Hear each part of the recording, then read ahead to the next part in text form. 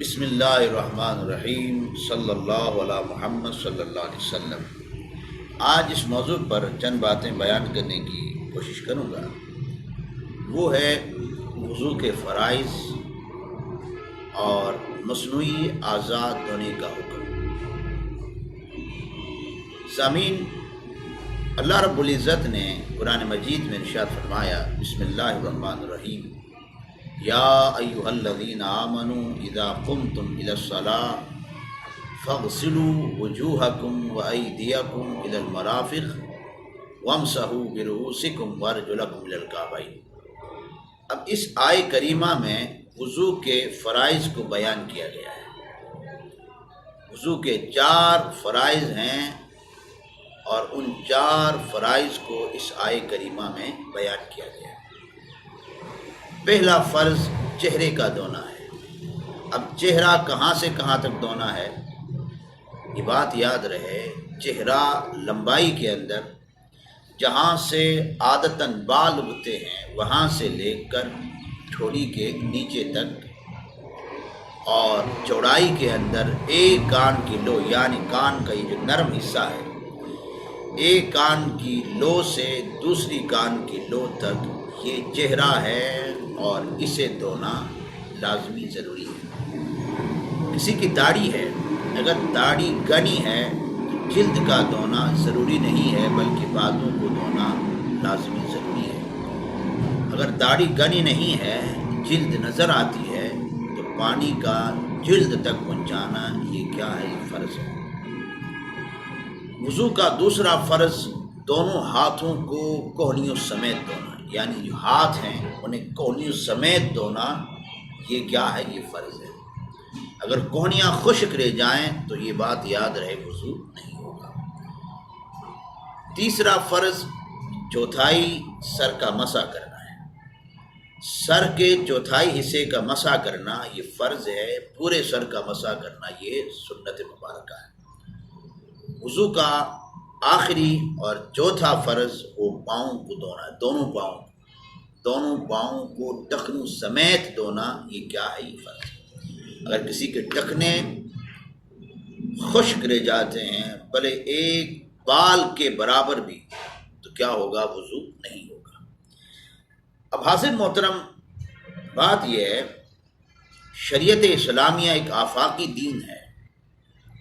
دنیا جتنی مرضی ترقی کر جائے، دنیا کا کوئی مسئلہ ایسا نہیں ہے کہ جس کا حل شریعت بیان نہ کرتی۔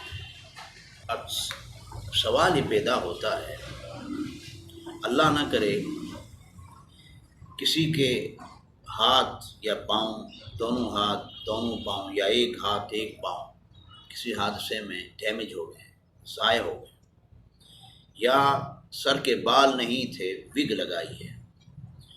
اب سوال یہ ہے کہ اب آیا وضو کے اندر مصنوعی اعضاء کو ہی دھویا جائے گا، یا انہیں اتار کر جو نچلا حصہ ہے، جو اصل عضو ہے، جتنا وضو میں دھونا لازمی ہے، اس سے دھویا جائے گا؟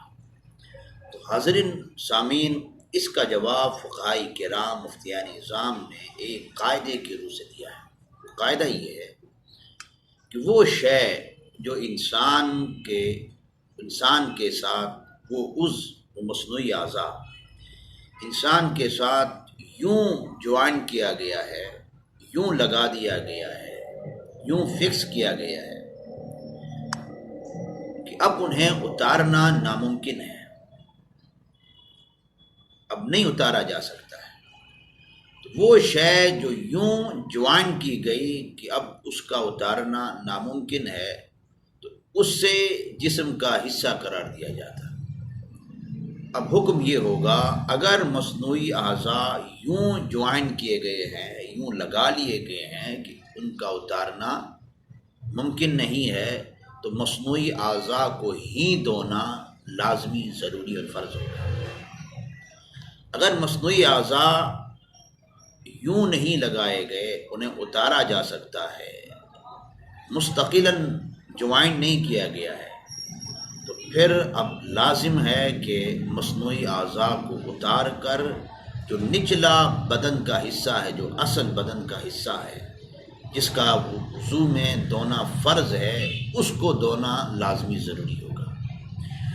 اسی طرح وگ کا مسئلہ ہے، اگر وگ یوں لگا لی گئی ہے کہ اب اس کا اتارنا ناممکن ہے تو مسح وگ کے اوپر ہی کرنا فرض ہو جائے گا۔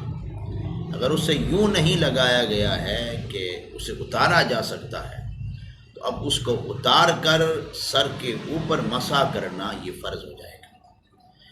اسی طرح ایک اور مسئلہ، الیکشن ہوتے ہیں، الیکشن میں ووٹ کاسٹ کیا جاتا ہے، ووٹ کاسٹ میں انگوٹھا لگایا جاتا ہے اور انگوٹھے میں روشنائی لگ جاتی ہے۔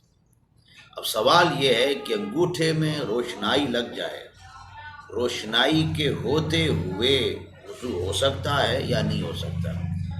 آیا یہ روشنائی وضو میں مانع ہوگی یا نہیں ہوگی؟